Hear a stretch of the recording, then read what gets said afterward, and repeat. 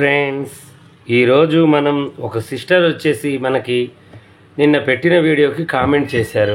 అన్నయ్య మీ వీడియోలు చాలా బాగుంటాయి, మీ మాటలు కూడా నాకు చాలా బాగా నచ్చుతాయి అని చెప్పేసి ఒక బ్లౌజ్ కుడితే ఆ బ్లౌజు ఆమెకి మంచిగా రాలేదు, అంటే ముందు భాగం కిందికి జారినట్టుగా వచ్చిందని చెప్పేసి ఆ సిస్టర్ అన్నారనమాట. ఆ సిస్టరు ఫస్ట్ ఏమన్నారు అంటే, మీ మాటలు మీ వీడియోలు బాగా నచ్చుతాయి అన్నందుకు నా మనస్ఫూర్తిగా నేను కృతజ్ఞతలు చెప్తున్నానమ్మా. ఎక్కువగా మీలాంటి వాళ్ళు చాలామంది మన ఛానల్లో ఉన్నారు, మా మాటలు నచ్చేవాళ్ళు, మమ్మల్ని నచ్చేవాళ్ళు చాలామంది ఉన్నారు. ఆ యొక్క దేవుడు ఇచ్చిన ఈ బంధాన్ని నేను ఎప్పుడు మంచి పనికే వాడాలని, మంచిగా ఉండాలి, మేము ఎప్పుడు క్షేమంగా ఉండాలని కోరుకుంటూ ప్రతి వీడియో తీస్తూ ఉంటానమ్మా. నేను ఎవరికైనా పని నేర్పించేటప్పుడు నా యూట్యూబ్ ఛానల్లో మా ఇంట్లో మనుషులకు నేర్పిస్తున్నాను.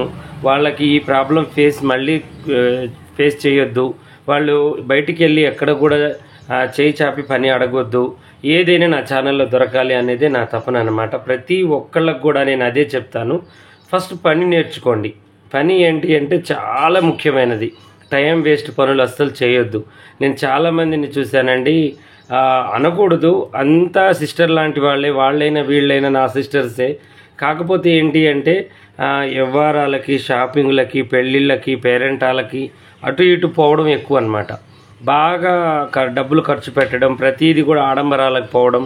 వాళ్ళు అది తెచ్చుకున్నారు, వీళ్ళు ఇది తెచ్చుకున్నారు, నేను కూడా అలా పోవాలి అని చెప్పేసి అప్పులు చేసుకోవడం, ఇంట్లో భర్తని ఇబ్బంది పెట్టడం, ఇలాంటి చిన్న చిన్న పనులు చేస్తూ ఉంటారనమాట. ఈ పనుల వల్ల ఏమవుతుందంటే చాలా సఫర్ కావడం, ఇంట్లో వాళ్ళు మీకు ఇబ్బందులు కావడం, ఇలాంటివి జరుగుతూ ఉంటాయి. అయితే అలాంటిది కాకుండా నేను ఏదైతే క్లాస్ స్టార్ట్ చేశానో ఆ పని మంచిగా మీరు నేర్చుకొని ఈజీగా, అంటే మిషను ఇంట్లో కూర్చొని కూడా ఒక 2-3 జాకెట్లు కుట్టుకోవచ్చు అనే విధంగా నేను ప్రతి వీడియో కూడా తీస్తూ ఉంటాను. అది కూడా 100% మీకు రావాలనే ఒక మంచి కోరికతోనే తీస్తూ ఉంటాను అనమాట. కానీ మీరందరూ కూడా మంచి కామెంట్ చేస్తుంటారు, మంచిగా నాతో మాట్లాడుతూ ఉంటారు. మీ కామెంట్ ఏంటి అంటే, నాతో మాట్లాడినంత నేను ఎప్పుడు చదువుతూ ఆనందిస్తూ ఉంటానన్నమాట. మా ఇంట్లో పిల్లలు, వాళ్ళ పిల్లలు వీళ్ళందరూ చదువుతూ ఉంటే ఇంగ్లీష్ కామెంట్స్ ఎక్కువగా చదవలేనండి, కొంచెం చదువుతాను, మరీ ఎక్కువగా రాదు. తెలుగు కామెంట్ అయితే బాగా చదువుతాను, వాళ్ళతో చదివిస్తాను నేను. ఇలా ఏంటి అంటే ఏం పెట్టారు వీళ్ళు అని చెప్పేసి నేను అడుగుతూ ఉంటాను, వాళ్ళు చెప్తూ ఉంటారు. అలాగే నిన్న ఆ సిస్టర్ పెట్టిన కామెంట్ నాకు చాలా బాగా నచ్చింది. అంటే ఆ నచ్చినందుకు నేను తొందరగా వీడియో పెడుతున్నానని మళ్ళీ ఎప్పటి నుంచో కామెంట్ చేసేవాళ్ళు తప్పుగా అనుకోవద్దు. కాకపోతే అసలు అది కూడా నేను తీయాలి అనుకుంటున్నాను ఈ మధ్యకాలంలో. అసలు ముందు భాగం అంటే చెస్ట్ భాగం ఎందుకు కిందికి జారుతుంది, ప్రాబ్లం ఏంటి, కుట్టిన తర్వాత ఇలా కిందికి ఉన్నట్టుగా, అంటే బ్లౌజ్ ఇలా కిందికి ఉన్నట్టుగా, ఈ షోల్డర్ ఏమో ఇలా ఉంటుంది, ఈ చెస్ట్ ఏమో ఇలా ఉంటుంది అనమాట. అంటే వెనక భాగం కన్నా ముందు భాగం కిందికి ఇలా అణిగిపోయి ఉంటుందన్నమాట. అది ఎక్కువగా ఎవరికి వస్తుంది, ఎందుకు వస్తుంది అనే దాని గురించి ఈరోజు నేను చెప్తాను. అది కటింగ్లో ప్రాబ్లమో స్టిచ్చింగ్లో ప్రాబ్లమో మీరు చక్కగా విని చేసుకోండి, ఓకేనా. అయితే ఇప్పుడు బ్లౌజ్ అంతా కుట్టిన తర్వాత అలా వస్తుంది అంటే దాని యొక్క ప్రాబ్లం ఏంటి అంటే, మనం ఒకటి బ్లౌజ్ చెస్ట్ కిందికి జారుతుంది అంటే ఒకటి లూజ్ కావడం వల్ల, అంటే ముందు భాగం ఎక్కువగా లూజ్ పెట్టిన, ఈ ఒక పొడవు ఎక్కువగా పెట్టిన, అంటే ఫస్ట్ లూజ్ పెట్టడం వల్ల ఏమవుతుందంటే ఈ ఫ్రంట్ పార్ట్ లూజ్ అయిపోయి బాగా ఈ ముందు ఏలాడబడ్డట్టుగా కిందికి జారిపోతుంది ఒకటి. రెండోది ఏంటి అంటే పొడవు ఎక్కువగా, అంటే ఈ డాట్ ఏంటి అంటే పొడవు ఎక్కువగా కాకుండా తక్కువగా వేయడం వల్ల ఏమవుతుంది, ఇప్పుడు చెస్ట్ ఎక్కడికైతే ఉందో అక్కడికి మనం డాట్స్ వేయడం వల్ల అక్కడ అది అలా ఆగిపోతుంది.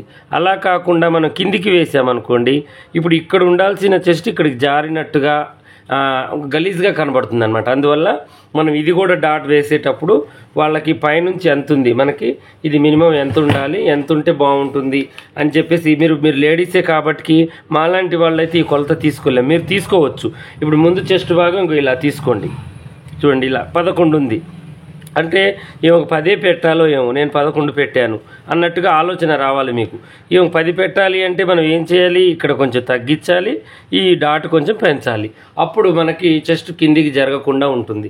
ఎక్కువగా కిందికి జారే ప్రాబ్లం ఉంది అంటే చెస్ట్ ఎక్కువగా ఉండడం వల్లనే ఆ ప్రాబ్లం అనేది వస్తుందన్నమాట. ఎక్కువగా ఉన్న సిస్టర్స్కి ఏమవుతుందంటే ముందు ప్లేస్ సరిపోకపోయినా, ముందు ఎక్కువగా పెట్టినా కూడా ఈ ముందుకి ఇలా కింద పడ్డట్టుగా ఇలా కిందికి చూపిస్తూ ఉంటుంది ఈ షేప్ అనేది. అనేది నేను చాలామందిని చూశాను, ఇలా చూపిస్తూ ఉంటుంది అనమాట. మంచిగా అనిపించదు, మొత్తం బాగుంటుంది. కానీ ముందు భాగం వచ్చేసరికి కిందికి ఇలా అనిపిస్తుంటుంది, స్ట్రైట్గా ఇలా ఉండదన్నమాట. అలా ఉన్నప్పుడు ఆ బ్లౌజ్ తొడగబుద్ధి కాదు, కస్టమర్కి ఇబ్బందిగానే ఉంటుంది, మన కుట్టిన వాళ్ళకు కూడా ప్రాబ్లం ఏందో అర్థం కాదనమాట. ఇప్పుడు ఎక్కువగా లూజ్ కావడం వల్ల, ఇంకోటి ఎక్కువగా టైట్ కావడం వల్ల కూడా ఇక్కడ ప్లేస్ చాలాగా ఏమవుతుందంటే దాని ప్రభావం మొత్తం వెనక పార్ట్ మీద పడి ఇలా గుంజకొస్తుంది. ఇలా గుంజకొచ్చి ఈ పార్ట్ అనేది ఇలా కిందికి పోతుంది అనమాట. ఇవి కూడా చాలా బ్లౌజులు నేను నా దగ్గరకు వచ్చిన ఆది బ్లౌజులు చూశాను, ఇలాగే గీట్లు పడి ఉంటాయి. ఇలాగే గీట్లు పడి ఇక ఎక్కువగా ఇలాగే ఉంటాయి అనమాట. అది చూడగానే అర్థమైపోతుంది నాకు ఈ చెస్ట్ భాగం ఎక్కువైపోయి టైట్ ఉండి ముందు భాగం ఇలా జరుగుతుందని చెప్పేసి నేను ఆటోమేటిక్గా అప్పుడు కొంచెం లూజ్ చేయడానికి ట్రై చేస్తానన్నమాట. అదొకటి.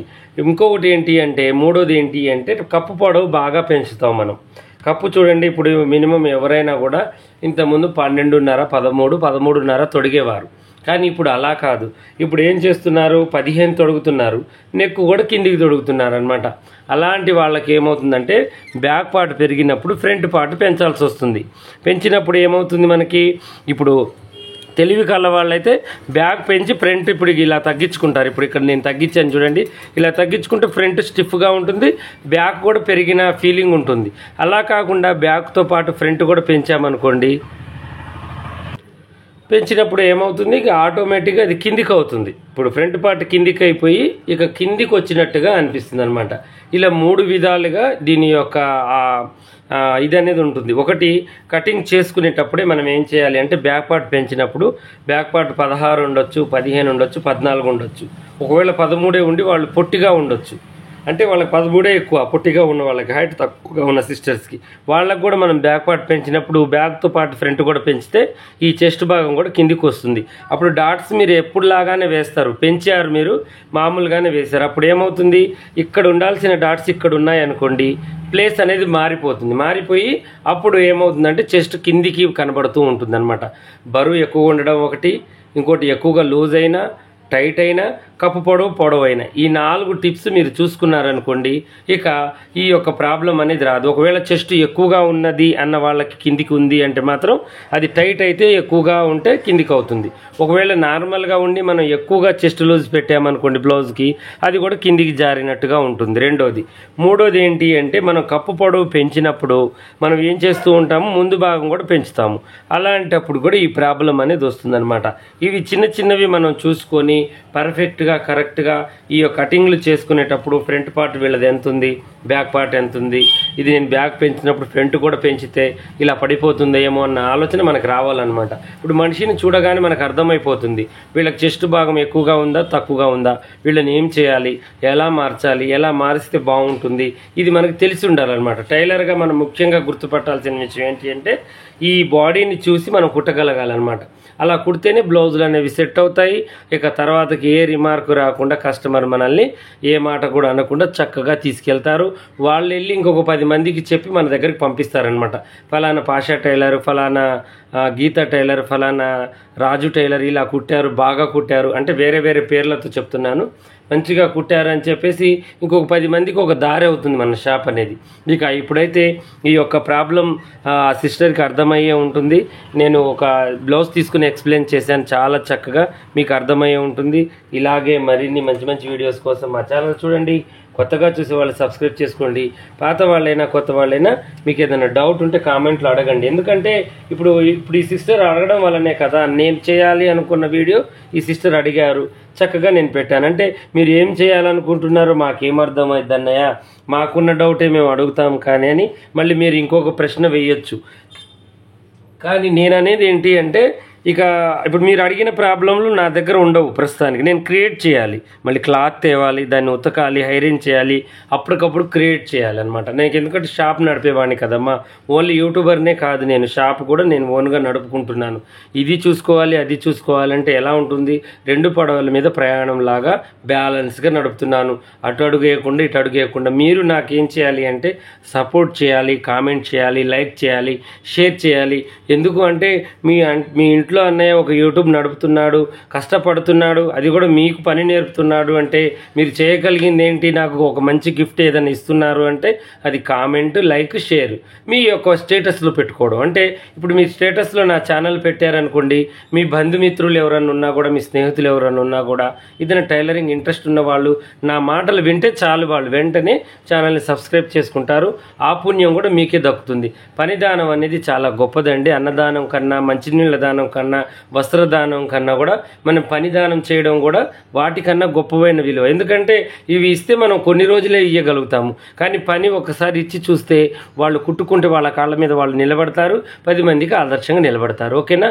నేను ఎలా అయితే మీకు హెల్ప్ చేస్తున్నారో మీరు కూడా హెల్ప్ చేయాలి నా ఛానల్ ద్వారాగా అనుకుంటే లైక్, షేర్, స్టేటస్లో పెట్టుకోండి. నా కోసం ఒక చిన్న కామెంట్ పెట్టండి. ఓకేనా?